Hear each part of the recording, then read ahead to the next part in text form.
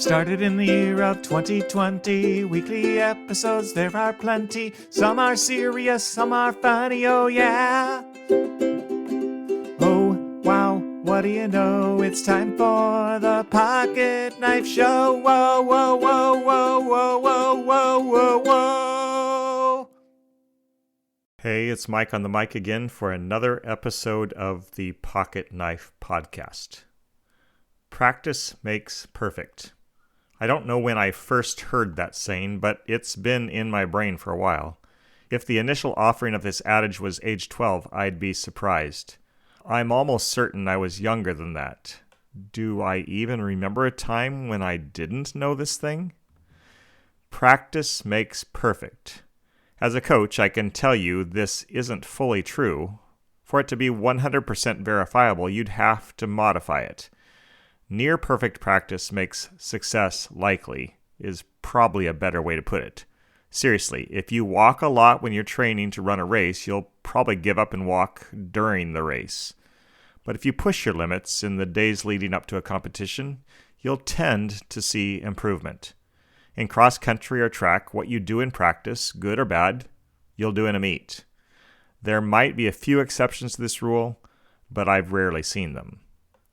Listen to this story Jesus told at the end of his Sermon on the Mount. It's a parable, so it makes a pointed point.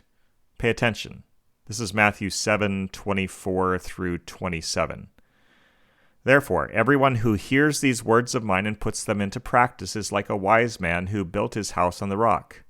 The rain came down, the streams rose, and the winds blew and beat against that house. Yet it did not fall, because it had its foundation on the rock. But everyone who hears these words of mine and does not put them into practice is like a foolish man who built his house on sand. The rain came down, the streams rose, and the winds blew and beat against that house, and it fell with a great crash. Understanding that salvation is not given as an obligation because of the work we do, I still want to acknowledge the need each of us has as believers to do what God says. We must willingly submit to God, allowing His Spirit within us to work in us and through us for God's glory.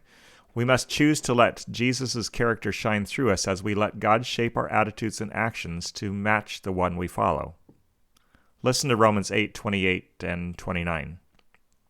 And we know that in all things God works for the good of those who love Him, who have been called according to His purpose. For those God foreknew, He also predestined to be conformed to the image of His Son, that He might be the firstborn among many brothers and sisters.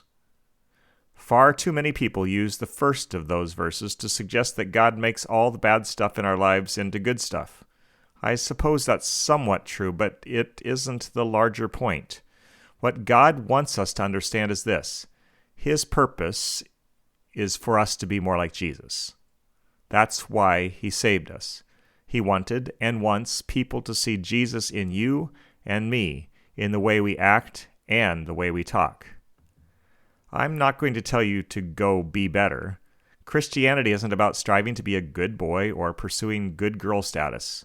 Following Jesus is all about submitting to God, waiting on the Spirit, and trusting He'll produce His fruit in us.